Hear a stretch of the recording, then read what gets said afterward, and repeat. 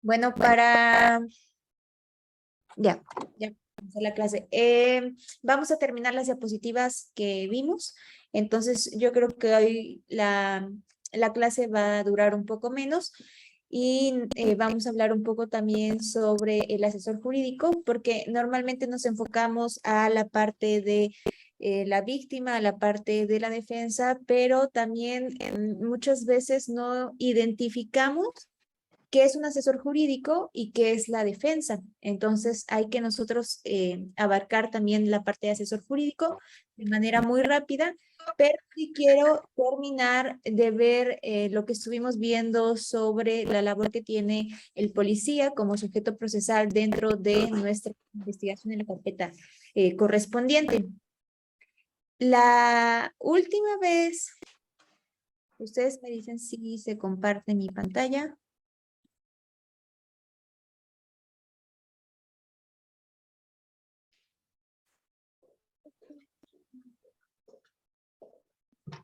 Sí, yo... Bien, quedamos en la inspección del lugar del hecho.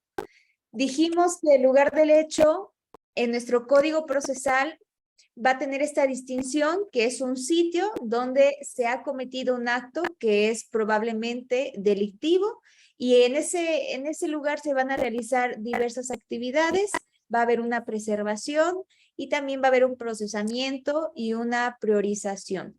Esto en relación con nuestra cadena de custodia que yo les compartía que tenemos dentro de un protocolo, de una guía especial que es la Guía Nacional de Cadena de Custodia.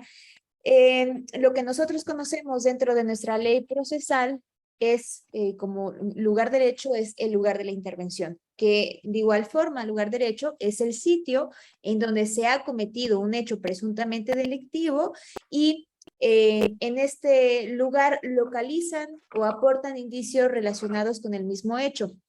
Por otro lado, si nosotros nos vamos a nuestra ley procesal, vamos a entender que el lugar del hallazgo es el sitio donde se van a localizar cualquier tipo de evidencia, cualquier tipo de indicio, de objeto, algún instrumento, algún producto del delito. Y en nuestra guía especial, es decir, en la Guía Nacional de Cadena de Custodia, le vamos a nosotros denominar lugar conexo, que es el sitio secundario, el término que para poder nosotros identificar el lugar conexo en nuestra guía de cadena de custodia es un lugar secundario. Pero este lugar secundario, si no es donde viene como tal el hecho que se conoce como delito, tiene relación. Entonces, al tener relación se tienen que hacer diversas investigaciones, incluida la ubicación donde se van a encontrar objetos, evidencias, indicios, instrumentos, productos del hecho delictivo de las áreas circundantes. Importante diferenciarlo, pero también saber que es nada más la etiqueta o que nosotros le damos en nuestra ley procesal y en nuestra Guía Nacional de Cadena de Custodia. Cuando terminamos la clase anterior, yo le pasé el nombre para que ustedes le dieran una lectura, porque en la guía de cadena de custodia, si es que también lo podemos ver en nuestra clase, nos va especificando y nos va señalando qué pasos nosotros tenemos que llevar a cabo, al igual como el sujeto procesal. Esta guía de cadena de custodia hace referencia tanto a los términos que tiene que conocer el perito, pero también esta guía nacional de cadena de custodia trata de dar una explicación tanto para el investigador jurídico como el investigador fáctico y no nada más al investigador, en este caso científico técnico. Entonces, ya identificando eso, también tenemos que analizar, cuando ya tenemos una inspección en lugar del hecho y ya encontramos o algún indicio, hubo un hallazgo de alguna evidencia, de algún objeto, de algún instrumento del delito, también hay que hacer un análisis. Entonces, dentro de ese análisis, nosotros dijimos que puede ser por localización, por descubrimiento o por aportación. Para identificarlo sabemos que la localización es el lugar de ubicación donde van a estar estos objetos, esos instrumentos, estos indicios que son materiales porque se encuentran en ese lugar y esos, como son elementos materiales, tienen que ser y son probatorios en virtud de la intervención que está haciendo, en este caso, el sujeto procesal. Por otro lado, el descubrimiento, ¿sí? Y el descubrimiento va dentro de esa inspección que se hace. Y nosotros también estuvimos viendo la diferencia entre lo que es una revisión y lo que es una inspección. Entonces, el descubrimiento dijimos que cuando hacemos una inspección de personas podemos encontrar algún objeto, como lo es un arma de fuego, como lo es algún producto que no es legal, entonces ahí estamos haciendo un descubrimiento. Entonces, en esa inspección que nosotros identificamos que puede ser para personas, y no nada más para personas, sino también puede ser para inmuebles, puede ser para un vehículo, entre otros, pues se tiene que encontrar, tenemos que encontrar algún objeto que nos va a ayudar claramente a esa línea de investigación para poder seguir el hecho delictivo. Entonces, el descubrimiento va a partir de una inspección que se va a poder hacer. Incluso el descubrimiento también se puede hacer dentro de una revisión, ¿sí? Pero el descubrimiento lo relacionamos más a esta inspección que nosotros hacemos porque la inspección tiene elementos que nos ayuden para la parte de un descubrimiento probatorio. En la aportación, bien mencionamos que esta aportación nos ayuda mucho a nuestra investigación porque es una aportación objetiva. Es decir, yo les ponía el ejemplo de mensajes de WhatsApp. Yo les ponía ejemplo a lo mejor de algunas cartas que pudieran ser. Yo les ponía el ejemplo o se los pongo de algunas cámaras. Cada inmueble en particular se puede aportar ya sea alguna grabación, ya sea de audio, ya sea de video. ¿Y por qué digo que son objetivas? Porque cuando nosotros hacemos una aportación como la es una conversación en un medio de comunicación digital, esa aportación es analizada.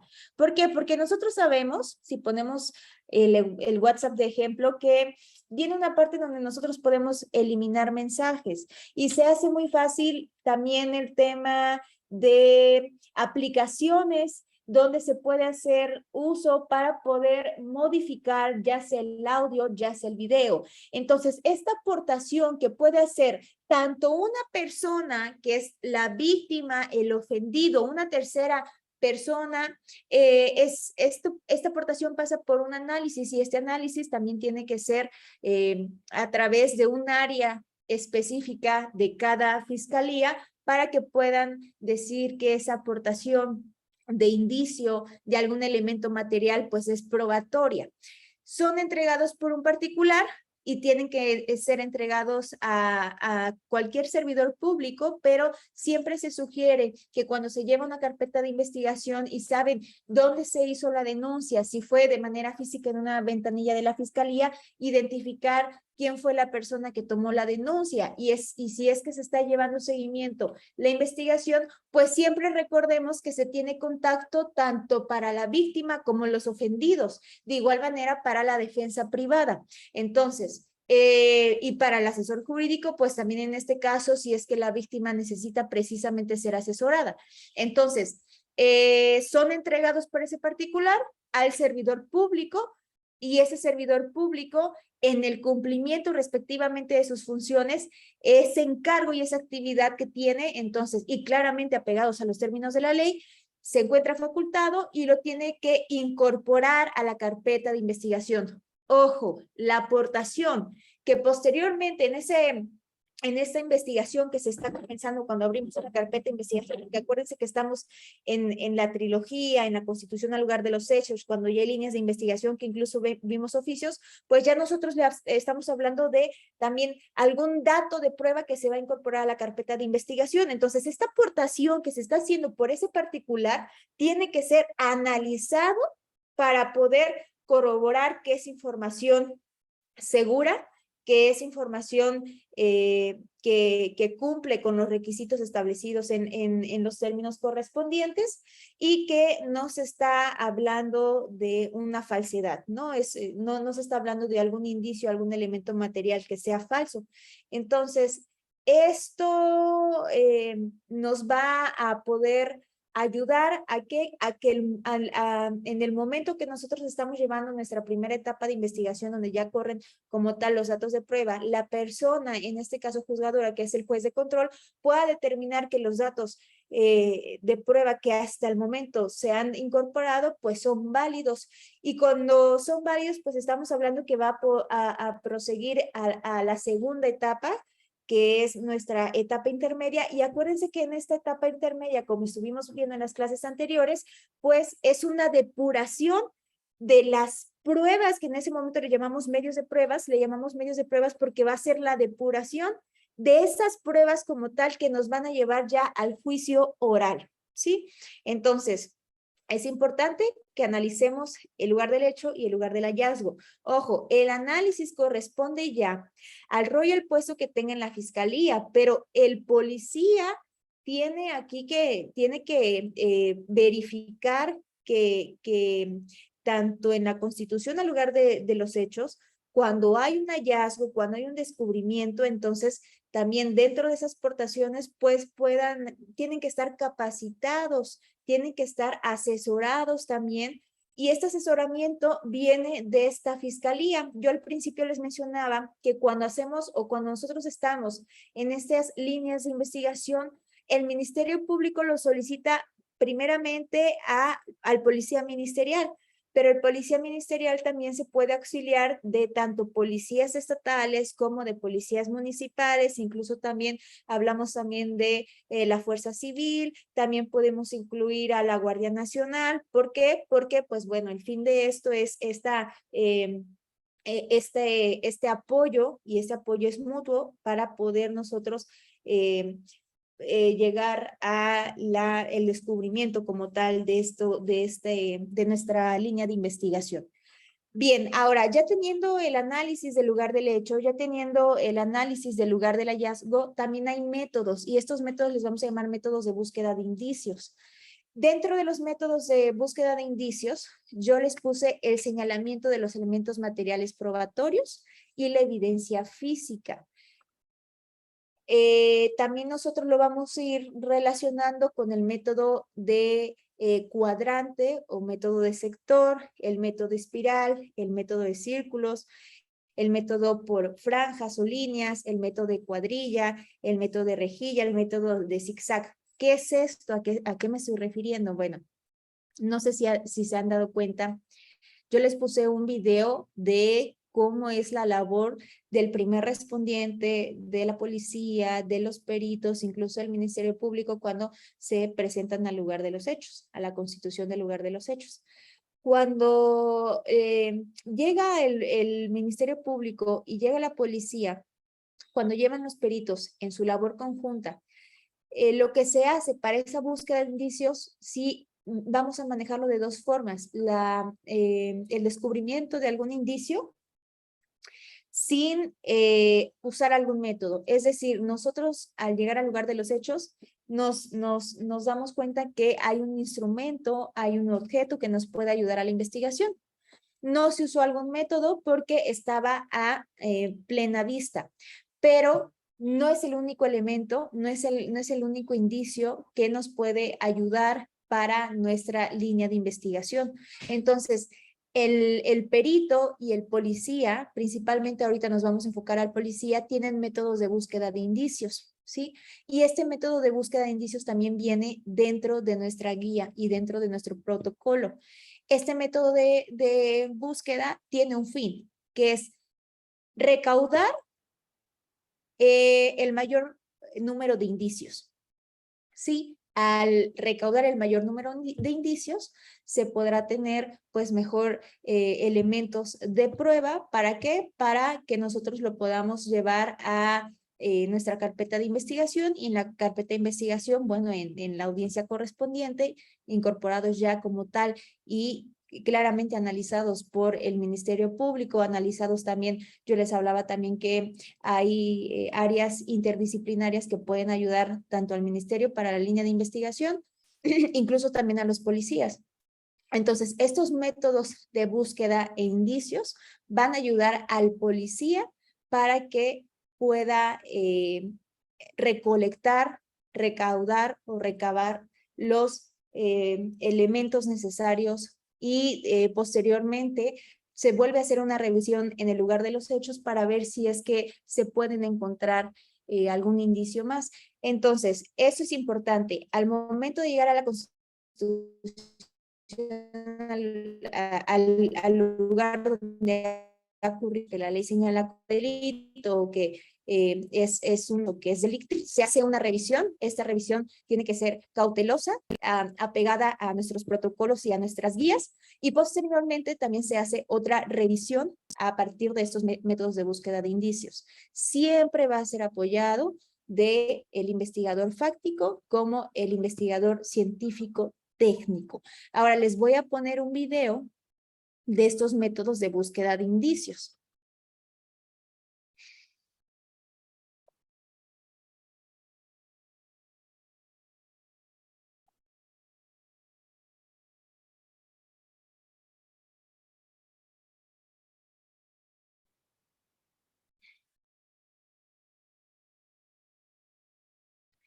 Nada más me confirman, por favor, si se ve la pantallita. Sí, ya se ve la pantalla. Perfecto. ¿Qué tal, criminalistas? Aprendamos más de criminalística de campo. El día de hoy hablaremos sobre los métodos de búsqueda más comunes que utilizan los criminalistas. Teniendo en cuenta la extensión y el tipo de terreno o edificación donde se encuentra el lugar de investigación, se deberá establecer el mejor método para la inspección técnica ocular del lugar, ya que en determinadas oportunidades las evidencias son muy obvias y fáciles de localizar, pero existen otras que demandan un registro más detenido y sistemático. Por ello, se aconseja seguir alguno de los siguientes métodos. Método de franjas o líneas. Es ideal para grandes espacios y consiste en realizar un rastrillaje sobre un campo abierto. Para ello, se requiere de varias personas dispuestas en línea, que avanzan hacia adelante en la misma dirección. De encontrarse algún indicio, se dará aviso inmediato al responsable del equipo, pero sin tocar la evidencia. Método de cuadrillas o rejillas. Es muy parecida al de franjas, con la diferencia de que este método brinda una doble cobertura, de este a oeste y de sur a norte, formando una cuadrícula en el terreno. Método de zonas, sectores o cuadrante. Consiste en dividir el terreno en zonas, asignándole una codificación o numeración a cada una de ellas. Una vez dividido, se procederá a la inspección de cada espacio y en caso de que se encuentre alguna evidencia, se hará mención del área donde ésta se ubique. Método de espiral. Se realiza una inspección en la zona en espiral, del centro a la periferia o en sentido inverso. Es decir, en este caso la búsqueda se hace de adentro hacia afuera o bien de afuera hacia adentro. Método punto a punto. Se localiza una evidencia y a partir de ella se protegen los demás elementos que se encuentran en el lugar. Método de abanico. Técnica adecuada para lugares cerrados. El investigador parte de una de las esquinas de la habitación, se desplaza por una franja y regresa por esta misma, para luego repetir el procedimiento avanzando por otra franja, hasta cubrir toda la habitación en un recorrido en forma de abanico. Recuerda que el perito, criminalista de campo o policía con capacidades para procesar realizará el método de búsqueda teniendo en cuenta lo siguiente: tipo de lugar, ya sea abierto, cerrado o mixto, así como la carga indiciaria. Recomendaciones. En lugares abiertos se recomienda iniciar la búsqueda ahí donde se encuentra el inicio principal, para luego hacer la observación de la periferia al centro. De esta manera, se tendrá la seguridad de que ningún detalle pasará inadvertido.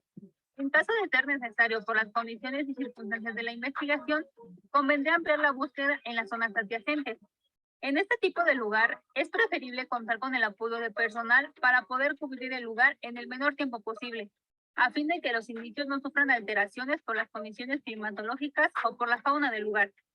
En lugares cerrados, hay que comenzar la búsqueda con una revisión atenta del piso y de los muebles que se encuentren. Activa la campanita para más contenido forense. Nos vemos, criminalistas.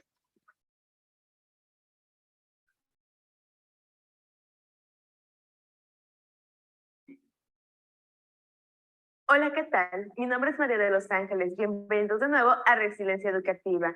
Hoy vengo a hablarles sobre las técnicas de búsquedas de indicios. Entonces, Esto tomará en cuenta la extensión, el tipo de...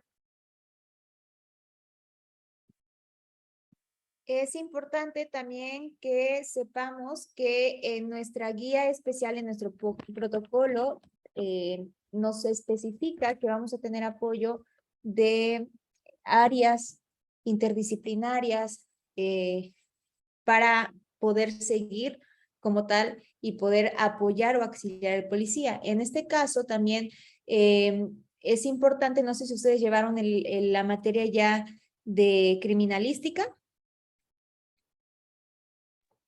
No. ¿No la han llevado? Yo tengo una duda. Ahorita en el video que vimos, obviamente lo que yo entiendo es que el método se determina de acuerdo al tipo de terreno que es, ¿no? Bueno, Sí. al lugar, de acuerdo al lugar. Pero si está mal aplicado el método, ¿puede ser que esté mal aplicado el método en algún momento? Sí, claro. De hecho, cuando hay un informe, no sé si ustedes estuve viendo, pero así es parecido al informe que nosotros llenamos cuando hacemos una detención. Pues bueno, este informe que también viene, los requisitos que de hecho lo estuvimos viendo rápidamente cuando vimos la carpeta de investigación, nos dice la forma en cómo está o cómo se encuentra el lugar del hecho.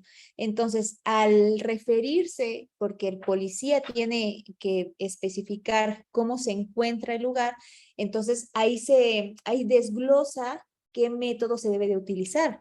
Pero que resulta que muchas veces no se utiliza el método correspondiente porque no distingue el policía, y esto desafortunadamente es porque no está capacitado y en ese momento no se encuentra un perito de apoyo, porque recordemos que cuando pasa un suceso, ¿quién es quien llega primero? El policía. Entonces, en ese momento, cuando el policía empieza a aplicar el protocolo correspondiente y aún no ha llegado un perito, él comienza a hacer su registro. Por eso yo les decía que cuando nosotros comenzamos nuestra trilogía de investigación, el policía tiene que esperar, y en el protocolo lo menciona, al perito.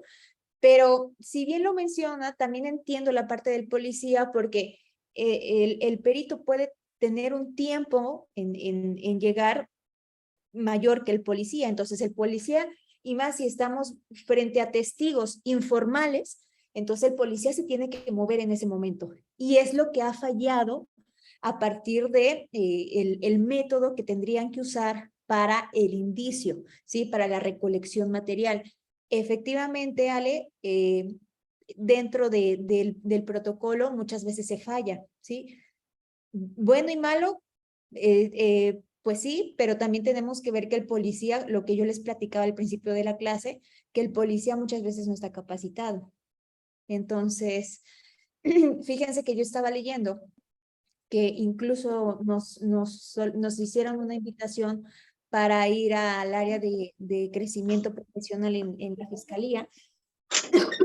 Y yo les preguntaba a los policías, bueno, en el momento que te hicieron tus exámenes de confianza, te dieron los resultados, dijeron que sí, ellos me platicaron cómo fue el proceso. Ahorita te doy el uso de la voz, Lau.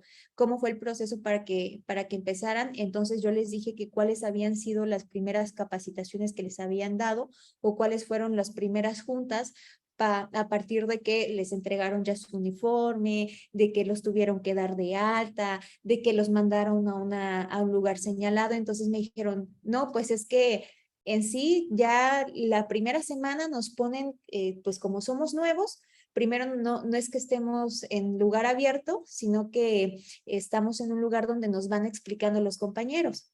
Pero resulta que esos compañeros, cuando nosotros les preguntamos sobre los protocolos y las guías de traslado, el tema de cadena de custodia, porque tienen que tener conocimiento de manera genérica, pues lo desconocían. Entonces ahí dijimos, no, pues la preocupación es que no lo sepan.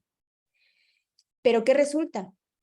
Que al momento que se les dice o se les da la información de dónde tienen que ir para hacer lectura, pues muchos policías tenían también un problema ahí muy grave, y es el que no pueden captar lo que están leyendo porque no están acostumbrados a la lectura. Entonces les decían, tienes que leer esto, te lo vamos a dar y en una semana vamos nosotros a venir para que tú puedas para que vamos a hacer una capacitación y vamos a platicarles, vamos a traerles a personas especiales, y les vamos a traer especialistas en el tema, van a venir a platicar con ustedes, va a venir un especialista en tema de criminalística para que ustedes puedan hacer una práctica también, y vamos a tener apoyo del área de la fiscalía para que puedan venir también los peritos.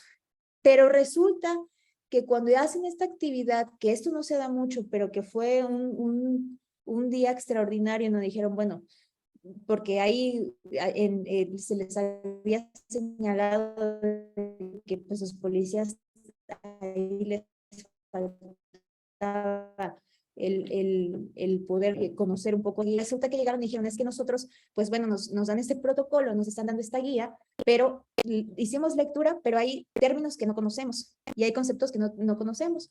Entonces, pues bueno, hay que empezar un poco más abajo explicándoles términos, y bueno, de todo eso que te digo, el punto es que sí, muchas veces fallamos, y se falla en este método. Adelante, Laura. Yo creo que hay que definir muy bien las funciones que debe de tener de alguna manera, ¿cómo se le llama?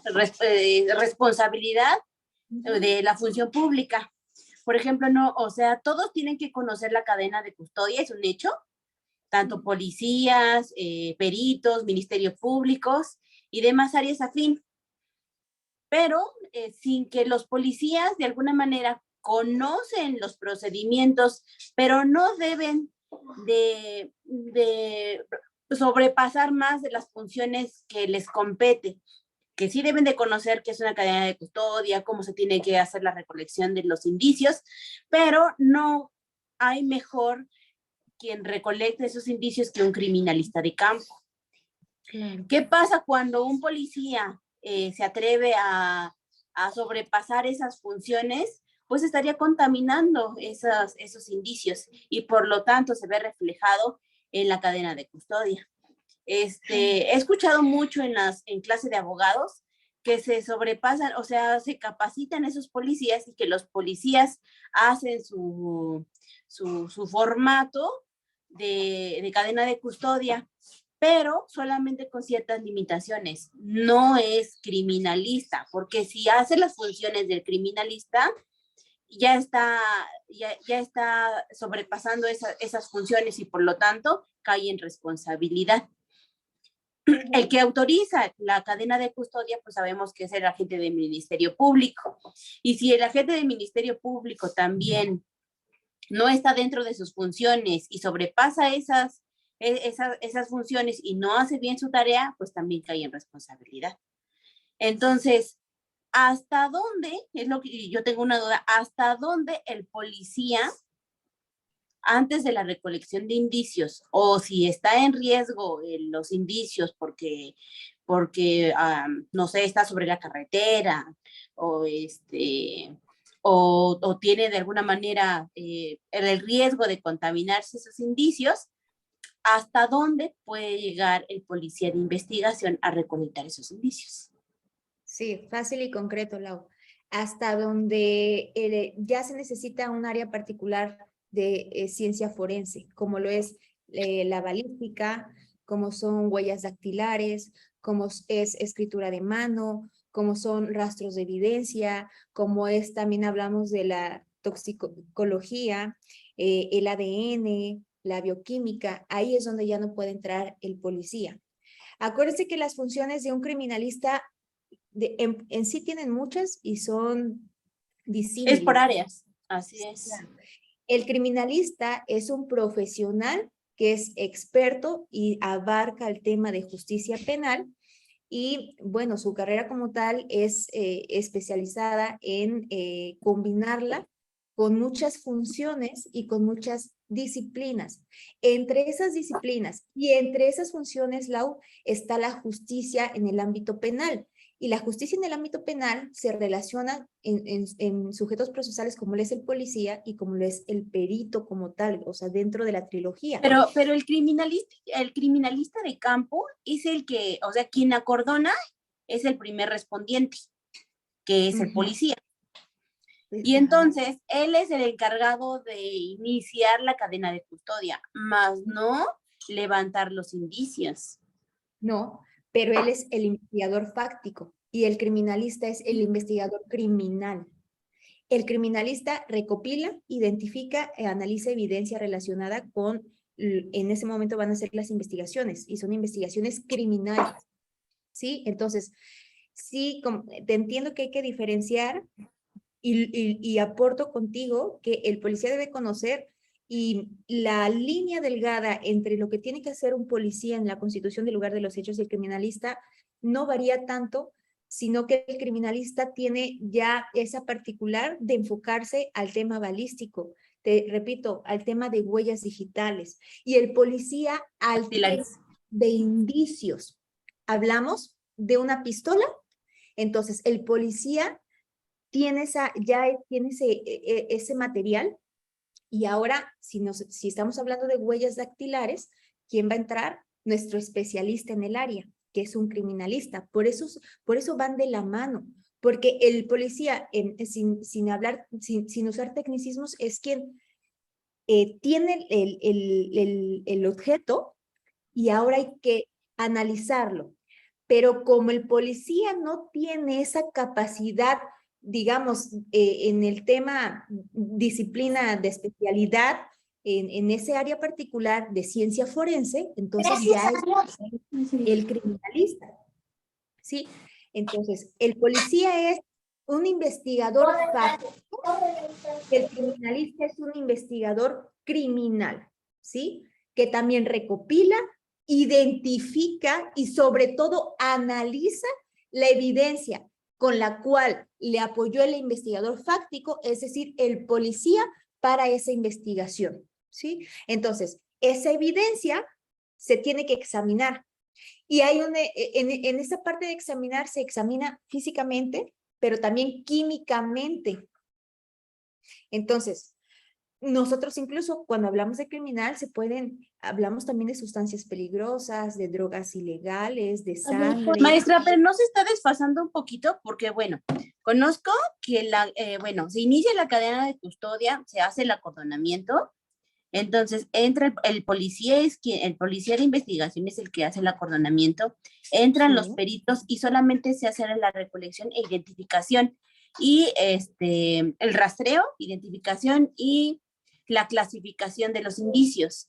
De ahí se empaquetan los indicios y se va, o sea, ahí no se hacen los estudios, se va a la agencia del Ministerio Público y de ahí a cada una de las áreas para poder, para que se realicen los estudios correspondientes de los indicios. Y entonces hay criminalistas con cierta especialidad. Y entonces el criminalista de campo es el que se dedica a recolectar y a clasificar esos indicios para que no sean contaminados. ¿Por qué? Porque hay formas también de recolección de los indicios. No nada más, me encontré un arma de fuego, la voy a poner, la voy a empaquetar y la voy a resguardar. No está así como que digamos tan fácil, porque al momento en que se ha manipulado ese indicio, se puede contaminar. Claro. ¿Qué digo con contaminar? Si yo lo sujeto de una manera incorrecta y tenía huellas dactilares, se pierden esos indicios. Entonces, sí, claro, el policía de investigación, así es. Y entonces, así como, por ejemplo, un policía de investigación no va a recolectar con un hisopo la sangre que se encontró en el lugar del hecho o en el lugar del hallazgo. Porque es un investigador fáctico. Así es, o sea, no tendría por qué meterse, o sea, sí debe de conocerlo, pero no tiene por qué meterse en las áreas de criminalista. No, porque para eso hay una trilogía de investigación, o sea, yo no estoy diciendo que el policía tiene que meterse a esa parte. Ojo, ¿qué es una investigación fáctica, Laura? Que solamente conoce lo superficial, que solamente tiene un concepto. Pero bueno, lo podemos limitar a eso, pero no, porque el policía cumple un rol, incluso yo les puse un video, y lo que les vengo diciendo es que el apoyo es tanto de un perito la función del policía como el investigador fáctico, el perito como un investigador científico, en apoyo con áreas especializadas como lo es la criminalística, pero el policía como tal tiene que conocer los métodos y protocolos, pero yo no estoy diciendo que es esa, por ejemplo, la recolección de huella dactilar, obviamente no lo hace un policía. O sea, definitivamente no lo hace un policía, porque eso no lo puede hacer, porque incluso viene en la cadena de custodia, en los protocolos que yo les mencioné cuando hablamos de la carpeta de investigación, que los mencioné en la carpeta de investigación con detenido y sin detenido. Eso no es una función del policía, pero eso yo nunca dije que es una función del policía. Les explico porque me dicen, bueno, ¿cómo diferenciar? Entonces, hay que identificar qué es la función del criminalista. O sea, no es que pues sí me estoy yendo porque me preguntas qué es la función del criminalista. Entonces, identificar que el criminalista es un especialista en un área en particular, ¿sí? Y frecuentemente en la justicia penal es denominado como un investigador criminal, ¿sí? Que también recopila, identifica y analiza evidencia. No lo hace en el lugar del hecho, pues claramente no lo hace en el lugar del hecho. Por eso está el protocolo de cadena de custodia, la guía de cadena de custodia, que por eso estoy segura que no, o dale una lectura, porque ahí vienen los pasos a seguir que tiene que llevar tanto un policía, bueno, en este caso, en el momento correspondiente, porque se habla de momentos, y en qué momento ya se le da la función a otro investigador o a la persona correspondiente para hacer un análisis. Y este análisis no es un análisis breve, no es un análisis que incluso lo podemos tener en ese mismo momento. Ese análisis lleva también protocolos y lleva también un desarrollo.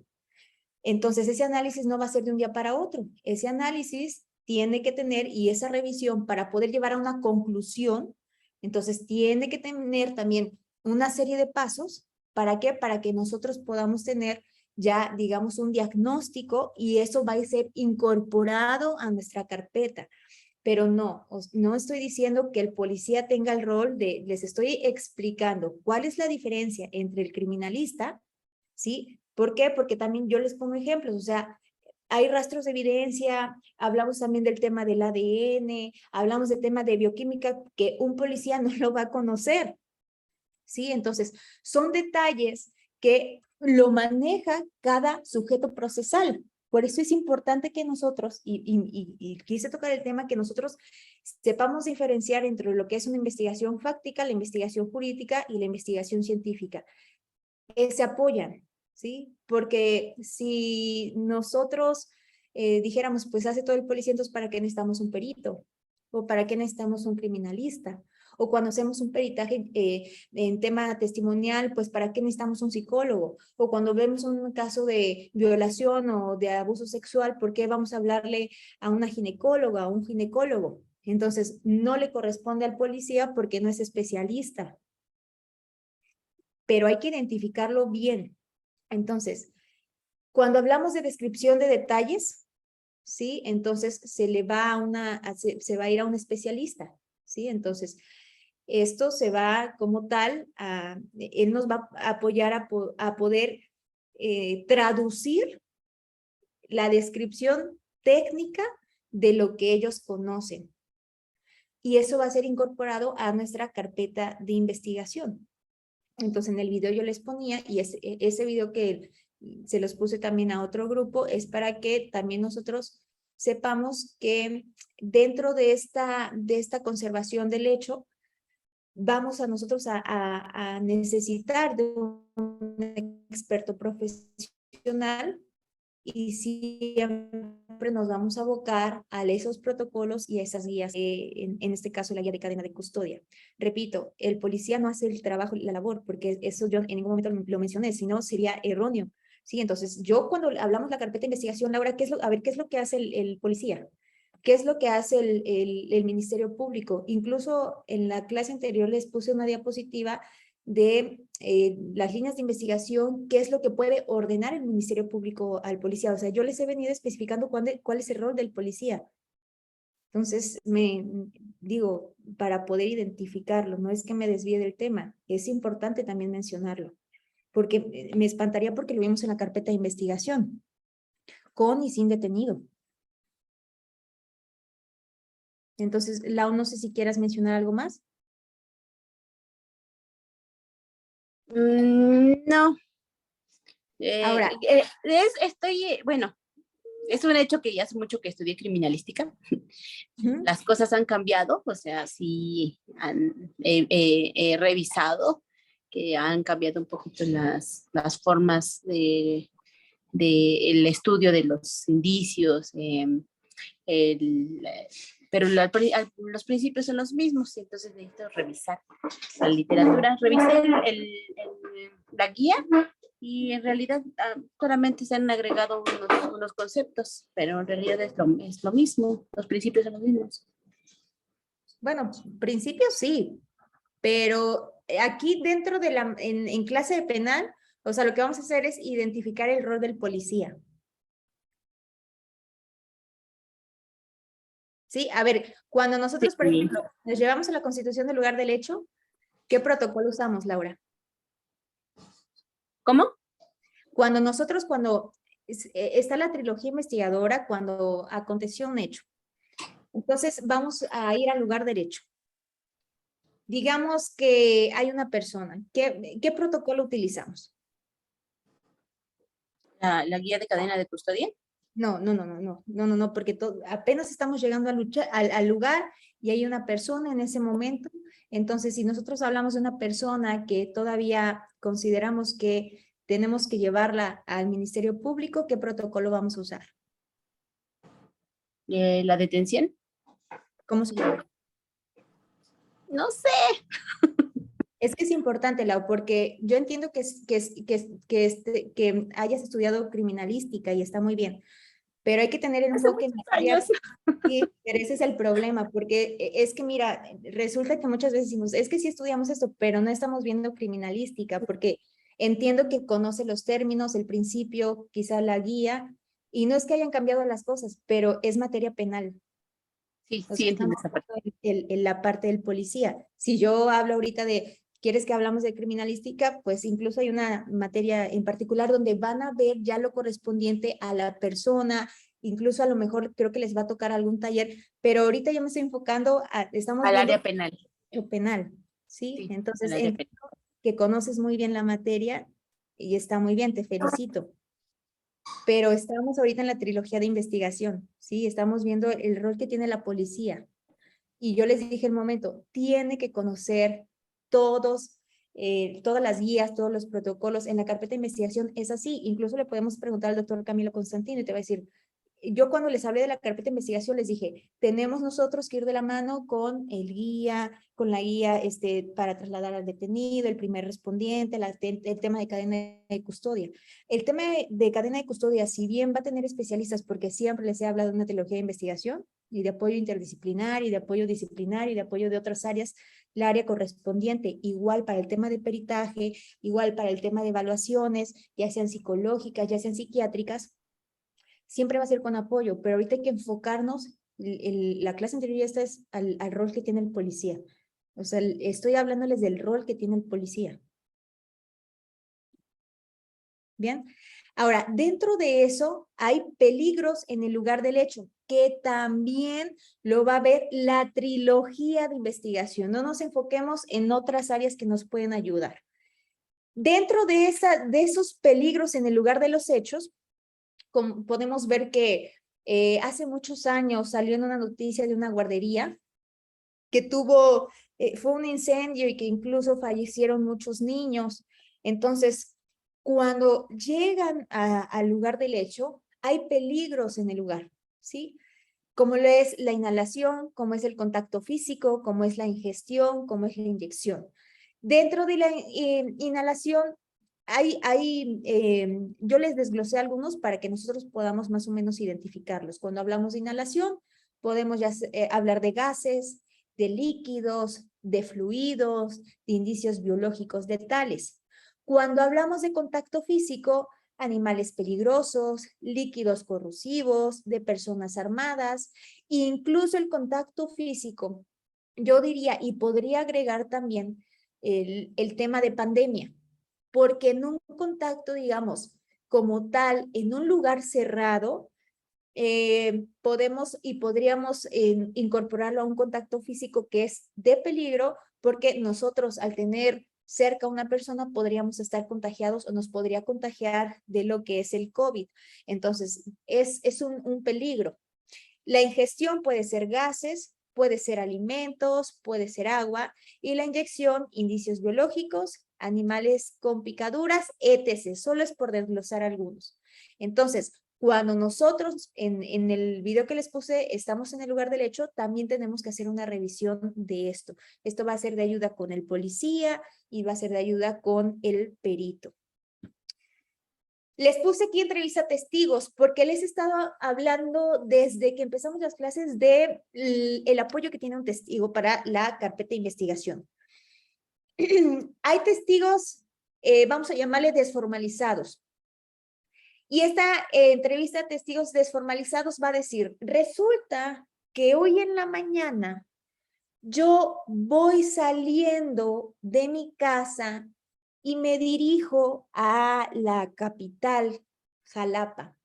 Pero en el transcurso del recorrido en mi vehículo, me doy cuenta en un semáforo, ya casi a 10 minutos de llegar a donde yo pretendo ir, que es un centro comercial, veo que hay gente y me paro también para saber cuál es el chisme y resulta que hay 2 lesionados. Entonces hay 2 lesionados y me doy cuenta que todavía viene una persona corriendo de atrás entre la multitud y llega y le da una cachetada y el otro se enoja y saca de su vehículo un bat y se empiezan a agredir. ¿Qué es lo que pasa? Alguien llama al policía, llegan los policías y ¿qué dicen? A ver, ¿alguien vio algo? Entonces, pues yo veo algo, veo que hay una persona lesionada y preguntan, ¿alguien vio algo? Entonces nosotros lo que hacemos es decir, sí, yo vi algo, pero yo soy un testigo informal porque como tal no vi lo que sucedió, entonces no se dirigen directamente a mí, sino que hacen una pregunta a los que están ahí y dicen, bueno, ¿alguien pudo ver qué es lo que pasó? Y entonces a partir de eso yo le voy a llamar que es una entrevista desformalizada como testigo, ¿sí? También tenemos que se le toma la protesta. También están los casos en que hay un testigo, a ese testigo se le informa, se le notifica, que se le solicita que comparezca y que se le va a hacer una breve entrevista y entonces a ese testigo se le dice que va a apoyar dentro de la investigación y se le toma la protesta, ¿no? También aquí les puse, existen formatos predeterminados para la entrevista. Estos formatos predeterminados, fíjense, aquí les puse uno. Ustedes me dicen si se ve.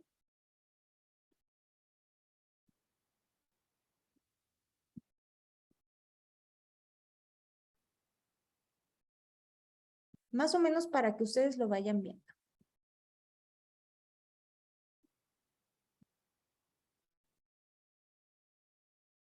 Acta de entrevista, ¿sí se ve?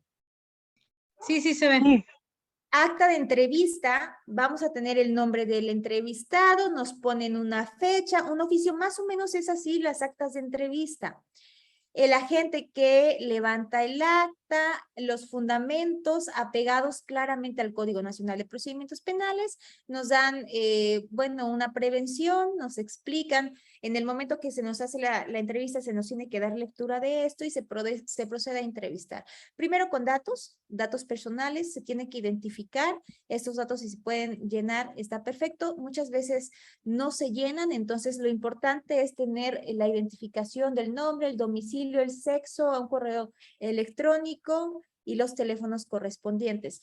En la identificación se solicitan, pero lo más necesario es poner el CURP si es que existe un pasaporte o una licencia para conducir. Y empieza el relato de la entrevista. Aquí nos mencionan qué, quién, cuándo, dónde, cómo, por qué y con qué.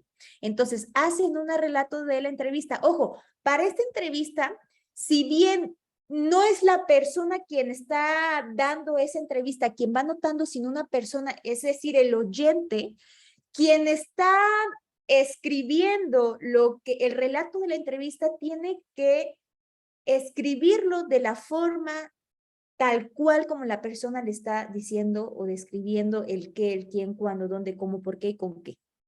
¿Por qué? Porque después se puede se puede manifestar que lo que se ha dicho no corresponde a la idea o lo que él dijo, o que incluso los términos, la forma de decirlo no tiene o no se parece a cómo se expresa la persona.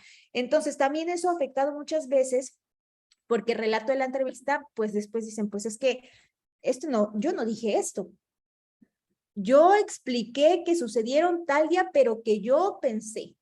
Y aquí dicen que yo estoy segura que pasaron. Entonces es muy importante aquí que usemos las palabras.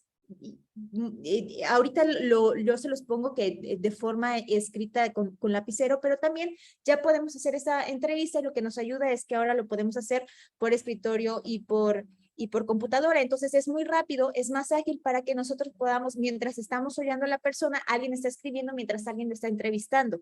Y esto también nos va a ayudar para que nosotros podamos incorporarlo a nuestra carpeta. Es mejor que existan estos formatos, porque cuando hablamos de una entrevista desformalizada, pues nada más escuchamos, y si bien también este formato nos va a ayudar, pero no hay mejor que se tome protesta o que se vaya al Ministerio Público. ¿Por qué? Porque el Ministerio Público también deja ahí dentro de ese formato que la persona llegó y que se entrevistó y que ella estuvo de acuerdo, a diferencia de una entrevista desformalizada. Es importante mencionar que las entrevistas se pueden realizar en cualquier lugar, ¿sí? El ejemplo que les ponía, que a mí me preguntan, bueno, en ese momento si me dicen quién vio, pues yo voy a decir que yo vi, porque yo quiero contar y porque no me parece que a esta persona, desconozco cómo fue, porque yo ni la conozco, ni es un familiar, ni un conocido, pero me tocó ver cuando llegó la persona y la lesionó, ¿sí? Entonces, se puede realizar en cualquier lugar, o también se puede realizar en el Ministerio Público, incluso también ya cuando se desahoga una audiencia, ya en nuestra etapa correspondiente, los testigos pueden ir a esa audiencia y se les da el uso de la voz. Y también importante que la entrevista se puede registrar por cualquier medio, no nada más escrito. Ahora también tenemos el audio. Entonces, las entrevistas tienen que, y es importante para los ministerios públicos que queden guardadas, ¿sí? En audio, y si se puede en video.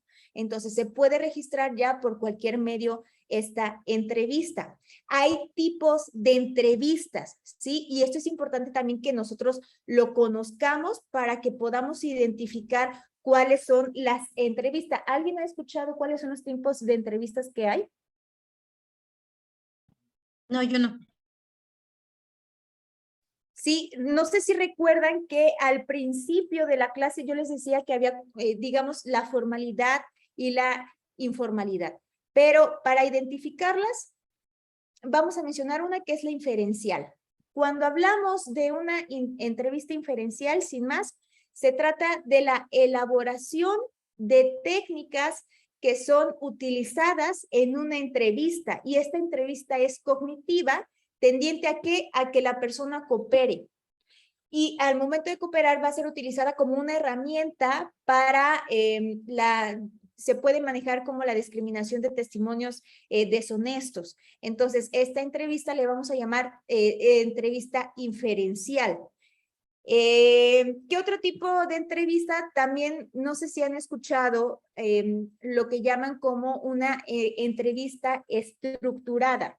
Cuando hablamos de la entrevista estructurada, es aquella que se basa en un guión de preguntas, es decir, cuando ya se llega a la persona que va a ser entrevistada, ya nosotros llevamos una base de las preguntas que nosotros queremos hacerle. Y son preguntas fundamentalmente abiertas, en contraste, por ejemplo, con las preguntas que aparecen, digamos, en un cuestionario. Entonces, en el cuestionario normalmente las preguntas son cerradas o son de opción múltiple. No, en la entrevista estructurada son abiertas, y la persona que va a hacer esa entrevista ya tiene estructurada como tal sus preguntas. ¿Por qué? Porque ya tiene identificado cuál es el fin de esa entrevista. Si nosotros hiciéramos una entrevista estructurada, por ejemplo, a un testigo desformal, no valdría la pena porque no sabemos si el conocido como tal tiene relación con el hecho. Entonces, el tipo de entrevista estructurada nos va a ayudar para las personas que ya podemos identificar que pueden aportar y qué relación ya tienen con el hecho, ¿sí? Ya sea como, digamos, algún familiar, algún conocido, incluso la pareja sentimental, podemos hablar también el tema laboral. Entonces, este tipo de entrevista que ya es estructurada nos va a ayudar porque ya identificamos tanto a la persona que va a ser entrevistada como el fin. Ya sabemos cuál fue el rol que dentro del caso. Y también una muy conocida es la entrevista cognitiva, que esta entrevista también se le llama cognitivo-conductual. Entonces, esta entrevista tiene una característica que nos sirve para poder identificar y corregir problemas relacionados con respuestas en un tema específico. Hablamos también de un tema psicológico. Entonces, este tipo de entrevistas cognitivas es una técnica. La relaciono, por ejemplo, cuando hacemos entrevistas a personas que, como son niños, que incluso se usa un método pedagógico. Entonces, esta entrevista es esta parte técnica que ayuda al sujeto que va a ser entrevistado, le explica antes de la entrevista y claramente tiene que apoyar a un relato detallado y con información que recuerde sobre sucesos sin importar el nivel de confianza que se perciba en él. Es decir, les dicen que es muy importante que se haga esta entrevista y que pueda detallar. Este tipo de entrevista, que es cognitiva, la hacen y se enfoca más a las personas que tienen relación directa con el hecho delictuoso. Entonces, depende el testigo, nosotros vamos a poder llevar nuestro tipo de entrevista, ya sea inferencial, ya sea estructurada o ya sea cognitiva. Es decir, si nosotros estamos hablando de una entrevista, por ejemplo, en tema de violencia intrafamiliar, y queremos hacerle una entrevista a la mamá de la víctima, le pediríamos y yo me abocaría a hacerle una entrevista cognitiva. ¿Por qué? Porque esa madre vivió con las personas, vivió con el agresor y vivió con la víctima. Entonces, entre más pueda detallar cómo era la vida cotidiana que llevaran ellos, más me va a ayudar a la línea de investigación, va a ser más detallado y lo cual me va a ayudar para mi carpeta, para mis datos de prueba. Pero si nosotros, por ejemplo,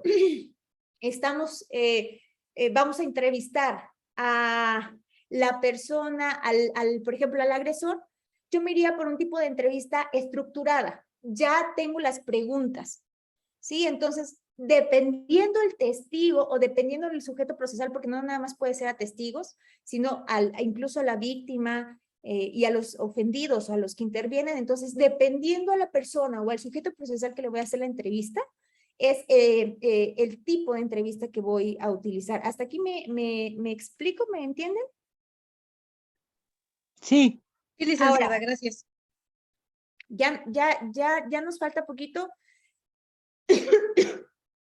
Hablábamos la clase anterior de la intervención de llamadas, pero también creo que otro tema muy interesante es el agente encubierto. ¿Sí? Porque el agente encubierto tiene naturaleza jurídica, ¿sí? Y la naturaleza jurídica del agente encubierto es la de un testigo. Entonces, el agente encubierto tiene naturaleza jurídica, ¿sí? Y es la de un testigo. Lo que va a hacer un agente encubierto es realizar actividades ilícitas, pero con un propósito y claro, con un permiso o con una autorización o con incluso una petición o incluso con una orden, ¿no? O un acuerdo. Entonces, él va a realizar actividades ilícitas, conscientes de que va a realizar esas actividades ilícitas, pero tiene un propósito. ¿Y cuál es ese propósito? De obtener fuentes de información. ¿Qué más hace el agente encubierto? El agente encubierto realiza actos de investigación y ese agente encubierto obligatoriamente tiene que hacer un registro en una bitácora. Es como un diario. El agente encubierto todos los días, mientras tiene esa actividad, tiene que registrarlo en una libreta, como si nosotros tuviéramos un diario, y realiza un informe policial. Ahora, el fiscal, en este caso el fiscal general, delega la facultad para autorizar los agentes encubiertos a los fiscales. ¿Dónde lo encontramos? En el artículo 11 de la ley de la Fiscalía General de la República. Si quieren pueden ahí revisarlo. Y también delega al director de la Agencia de Investigación Criminal. Entonces, ahí dentro del agente encubierto, ahorita que estábamos hablando de los testigos, pues el agente encubierto tiene esa naturaleza jurídica. Pero también hay objetivos del agente encubierto. Vamos a desglosarlos en tres: la búsqueda de personas, la búsqueda de indicios y las líneas de investigación, que es lo que estamos viendo con lo policía, con el Ministerio Público y con lo que hemos venido haciendo del perito, que son los tres sujetos en materia penal que nos vamos a abarcar ahorita. Búsqueda de personas va a ser entrevistas, puede hacer también ilícitos como operaciones o actividades ilícitas, también personas desaparecidas. El agente encubierto puede entrar a perfiles privados de redes sociales y puede incluso simular un interés particular, es decir, yo me voy a meter como un agente encubierto, es decir, voy a inventar un Facebook y me voy a poner Matías no sé qué, y voy a agregar a Gabriela, voy a agregar a Alejandra, voy a agregar a Laura, y yo voy a simular un interés que tengo con ellas para obtener un fin. Entonces, eso va dentro de la búsqueda de personas: entrevistas, operaciones, desaparición de personas, entrar a perfiles, relacionarse, tener comunicación con personas. En la búsqueda de indicios, se enfoca en drogas, armas, trata de personas, y también el agente encubierto puede sustraer información. Eso en la búsqueda de indicios. Y en la línea de investigación, el agente encubierto va a hacer un modus operandi de la banda criminal, va a haber un modus vivendi de sus integrantes. El agente encubierto también puede ver redes de vínculos, puede complementar labores de inteligencia criminal. Este es el objetivo que tiene un agente encubierto. ¿Dónde nosotros podemos decir, bueno, yo puedo ser agente encubierto? Tienen que tener un perfil y tienen que tener autorización y tienen que ser evaluados antes para decir que se va a ser agente encubierto. Y para que nosotros podamos ser un agente encubierto, o la persona adecuada pueda ser un agente encubierto, también se va a requerir control judicial. ¿Sí? Acuérdense que cuando nosotros vimos el 252 del Código Nacional de Procedimientos Penales, hablábamos de la autorización, en este caso, de un juez para hacer ese tipo de actividades. Hablábamos de la exhumación de cadáveres, de los órdenes de cateo, de la intervención de comunicaciones privadas y correspondencia, auxiliar de peritos en toma de muestras corporales, auxiliar a peritos para reconocimiento de examen físico. Entonces, siempre van a requerir control judicial y el agente encubierto no se descarta. Claro, también tiene que haber un permiso, una autorización para que pueda intervenir dentro de la investigación, y tiene que estar autorizado porque al saber que va a ser un agente encubierto, están conscientes quien lleva la investigación y la autoridad correspondiente que dentro de esa actividad de agente encubierto puede realizar actividades ilícitas. Esas actividades ilícitas siempre van a mencionarse en esta bitácora, en este libro, en este registro de lo que va haciendo. Entonces, el agente encubierto no lo podemos descartar como un testigo. Otro punto importante. Mencionábamos la clase anterior, que también quiero verlo de rápido, el tema del cateo, porque nosotros poníamos ejemplos y decíamos, bueno, por ejemplo, el cateo. El cateo, 3 puntos. Para que nosotros podamos como tal llevar a cabo un cateo, primero va a haber una solicitud de la orden de cateo.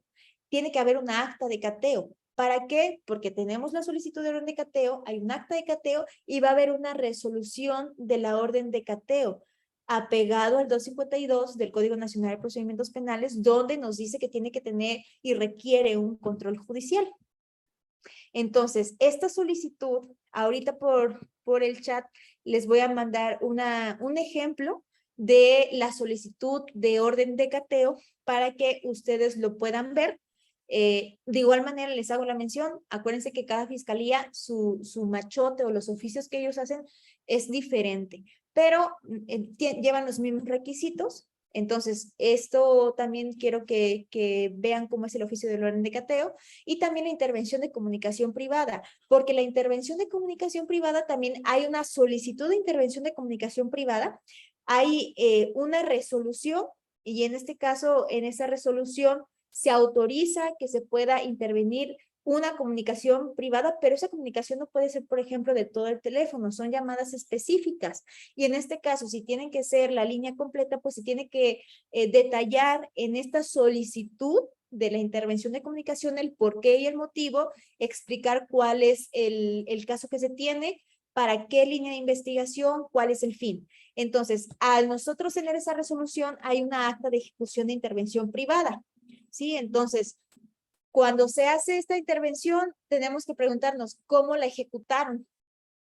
¿Por qué? Porque todo eso tiene que ir también en un acta. Esto es importante para quienes están como ministerios públicos. Entonces, les voy a mandar, si ustedes me lo permiten, el oficio de cateo y el oficio de intervención de comunicación privada para que puedan ver cómo es el oficio. Y también algo importante es que si nosotros vemos nuestro oficio, ver si cumple y se apega y este oficio no, digamos, no presenta errores o no presenta algún escrito o no o alguna mención que pueda ir en contra de la privacidad. Porque acuérdense que tenemos que detallar, les voy a poner un caso y la solicitud, para que digamos, bueno, esta solicitud, si yo fuera juez de control o en este caso el fiscal o en este caso el general, fiscal general, entonces yo como fiscal general no podría autorizarlo porque en los términos correspondientes de la ley procesal nos dice que la orden de cateo tiene que llegar a estos registros, se tiene que justificar, se tiene que describir el hecho. Y entonces yo diría que no autorizo para que exista esa intervención de comunicaciones, no autorizo para que se haga este orden de cateo. Entonces, ¿hasta aquí tienen alguna duda? No, licenciada. Gracias. Bueno, Yo sí.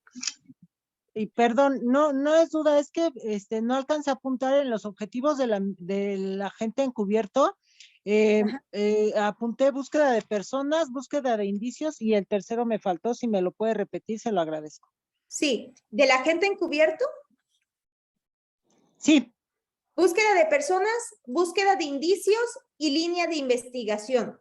Dentro de la búsqueda de personas, Gaby, vamos a tener las entrevistas, dijimos que ellos pueden hacer actividades ilícitas, también se abocan a la desaparición de personas. Si eres un agente encubierto en la búsqueda de personas, puedes entrar a perfiles, ya sea Facebook, Instagram, Twitter, cualquier red social para simular algún interés hacia una persona en específico. En la búsqueda de indicios, tenemos el tema de drogas, tenemos el tema de armas, tenemos trata de personas y también dijimos que el agente encubierto puede sustraer información. Y la línea de investigación son para el modus operandi de una banda criminal, para el modus vivendi de los integrantes, para redes de vínculos, por ejemplo, no sé si estamos hablando de una banda de crimen organizado, entonces tienen que ir viendo las líneas de investigación y el agente encubierto puede entrar a esa banda criminal, decir que quiere ser parte de la banda criminal en práctica o en actividad como un agente encubierto y puede complementar labores de inteligencia criminal siempre con apoyo de la fiscalía. Listo, muchas gracias. Bueno, entonces les comparto ahorita el oficio para el cateo y para la intervención, ¿de acuerdo? Sí, licenciada, gracias. Sí, gracias. Bueno, muchísimas gracias. Pasen bonita noche. Gracias, licenciada. Hasta luego. Bye. Hasta luego. Bye.